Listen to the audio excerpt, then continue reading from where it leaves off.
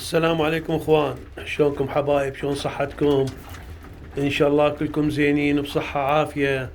اخوان، الفيديو اللي قبل هذا مسحته لان كان بيه هاي مال عصافير، وطلعت هاي العصافير بيها غرامة هنا. تدرون النظام هنا بس ما كنت اعرف اني. كل عصفور 5000 دولار. خابرني واحد من الاخوة، يعني واحد صديقي حيل هنا بكندا، قال لي عمي لا تنشر هذه ترى بيها غرامه، العصفور الواحد 5000 دولار. قلت له صدق كذب؟ قال والله. قلت له شو يبلغ. فقمت طيرتهم خلي يروحون، شو اسوي لهم؟ ندور لنا غير فقره، احنا عبالنا فقره إن نكثرهم ونطلع افراخهم ونربيها. راويكم اياها لان هو يربى. هذا مثل الكناري، فصيله الكناري. والطير هذا العصفور ماكو منه بالعالم كله. يعني تنفرد امريكا باللون الاحمر، وكندا باللون الاحمر، وامريكا باللون الاصفر. يعني نفس هذا عندهم يسموه الكاردينال، عندهم لون اصفر، احنا عندنا احمر. فهذا بالعالم كله ما موجود، فمانعين صيده. يعني هيك اكو قرار ما اعرف اني بيه. هذا موضوع انتهينا من عنده، طيرته وخلصنا. الموضوع الثاني اللي تحكي بيه، واحد من المتابعين، شنو متابعين؟ واحد من اخوتي الصغار، خل اسميهم متابعين هم اخوتي الصغار. قال لي خوش سؤال، قال عقلية الطير تتشابه من واحد لواحد. زين، اذا من واحد لواحد تتشابه العقلية، شلون يفكون زاجل يوصل احمر من هنا ما يوصل؟ شوف اخوان، الشرح على هذا الموضوع طويل جدا ومعقد ويدخل بتفاصيل، بس اني اريد اختصر لكم اياه اختصار بسيط، يعني فشي بسيط. اول شيء، الطير براسه ما يشبه الابره المغناطيسيه، يعني براسه GPS، جهاز تحديد الاتجاهات بالطير. كل طير عنده واحد، هذا اللي يخليه الطير يتعلم على المكان ويجي. الطيرة أول يوم فرتين ثلاثة، ثاني يوم فرتين ثلاثة، بعدين تبدي تفكه من فلان مكان، يبدي يحدد الاتجاه مال بيته. يعني أنت واحد يقول زين ليش أنا من أفك الطيور من هنا ليش ما تطلع قبل؟ بالعكس، ليش تجي للبيت؟ لأن عنده جهاز تحديد الاتجاهات، خلينا نسميه. هاي وحدة. الشغلة اللي طبيعة كل طير يختلف. يعني الأحمر يختلف عن الأرفلي يختلف عن الزاجل يختلف عن البصراوي. كل واحد له طبيعة. يعني الطير البصراوي يطير مثلا يفتار ويلوت ويقلب وياخذ لوت على الجنح. الأحمر يفتار يضرب داير.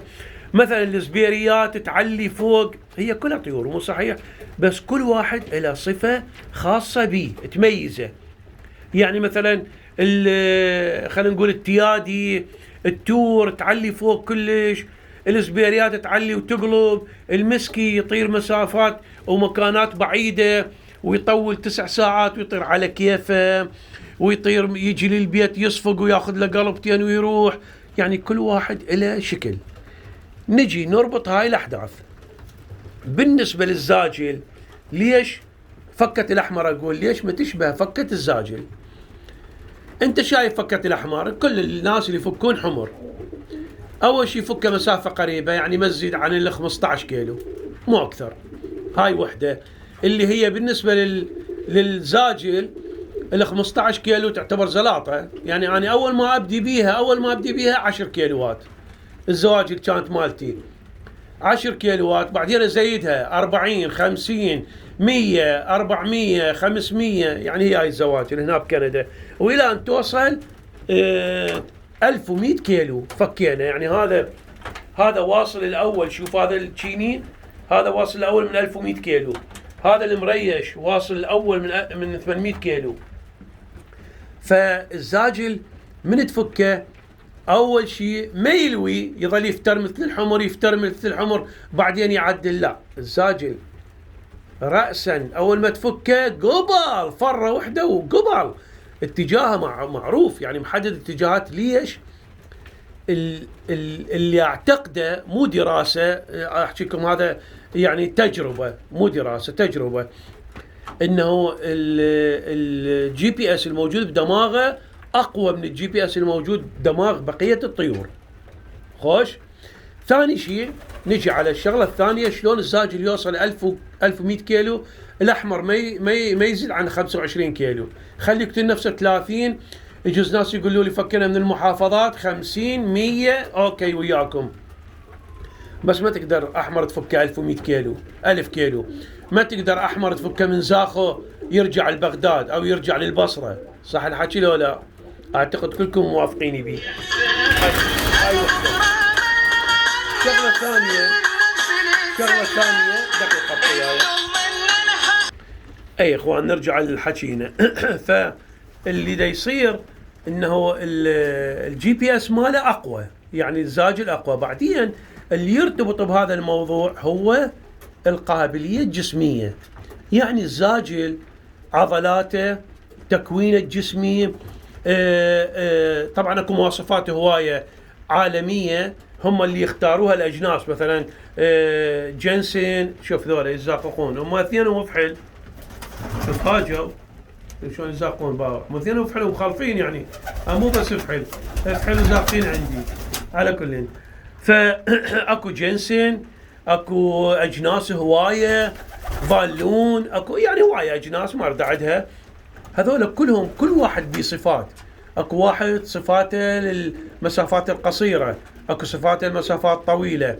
الزاجل طبعا هم لحد الان ما توصلوا الى ليش هذا الزاجل يوصل بسرعه الاول وليش هذا الزاجل مو الاول. اوكي لحد الان اذا واحد يجي يقول لي اقول له لا كذب، لان ماكو شيء. فليش الزاجل يوصل قبل واحد جنس قبل اجناس؟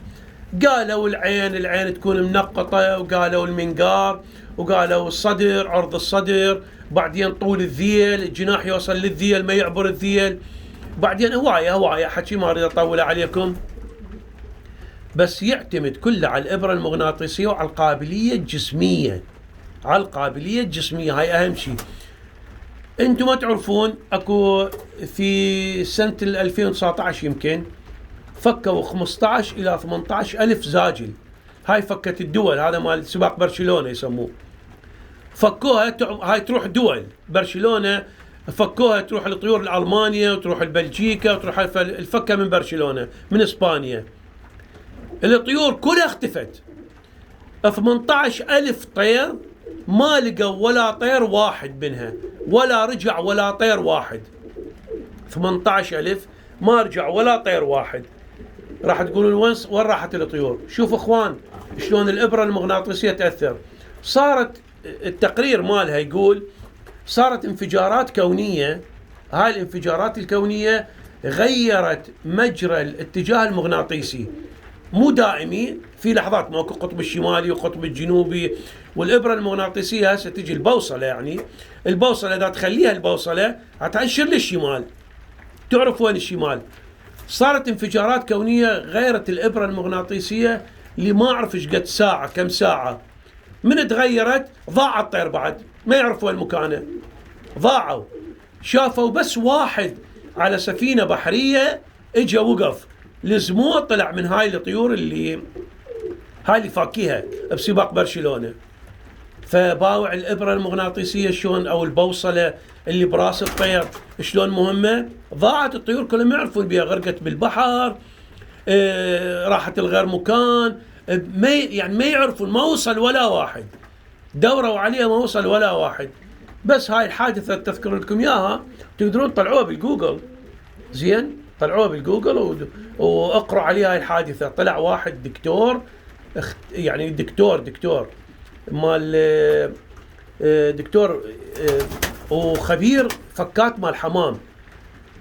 فحكى على الموضوع، قال راحوا الطيور ما نعرف لحد الان، ما نعرف وين، ما رجع ولا واحد، لا الاهله لا شافوه بالدول، لا شافوه، ماعت الطيور، ماعت، ما يعرفون وين صارت. فكل الاعتقاد انه الطيور راحت للبحر. وتدري الطير من يطير بالبحر يوصل مسافه بعد ما يقدر يرجع ويتعب، فيوقع بالماء. من وقع بالماء انتهى، تاكل الاسماك، الحيتان، ما ادري شنو، فضاعت الطيور. فهذا رباط حكينا، ردت اقول لكم على هذا الموضوع. وحكيت بيه اكون يعني حكيت لكم اياه بطريقه مختصره بس حتى تعرفون يصير عندكم معلومات. حلو من الانسان يربي او يروح الهوايه ويكون عنده معلومات عليها يحكي بيها. اتمنى عجبكم الموضوع وما اريد اطول الفيديو عليكم. هاي الفحل همينه صحتها زينه، بس تعلف بس تاكل ما تشبع. الشتاء ما يشبع الطير، بس المهم تكون صحتها زينه. المهم صحتها زينه الطيور، وكلها افحل ما غلطنا بيها، خلينا طيره ويا الفحل. هاي جاي تشوفون الفحل دا تزاوج. اوكي حبايب، هاي نظره سريعه على الفحل بس اراويكم اياها.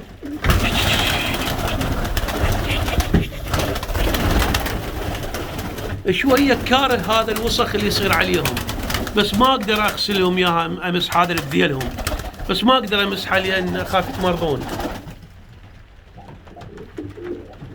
هذا سنة الله ذكروني به، هذا الادلع، هذا الاشقر. شوف هذا ايش راح يذب، ذكروني قولوا لي وين الادلع اللي قلت عليه. شوف هذا ايش راح يذب. زين هو واخوه هذا الاخ هذا، ذول اذا مزقوا حناني معدلين انا معتب. اوكي حبايب، لهنا ننهي الفيديو، وسلمونا على عوائلكم، ربي يحفظ حلالكم ويحفظكم ان شاء الله. في امان الله.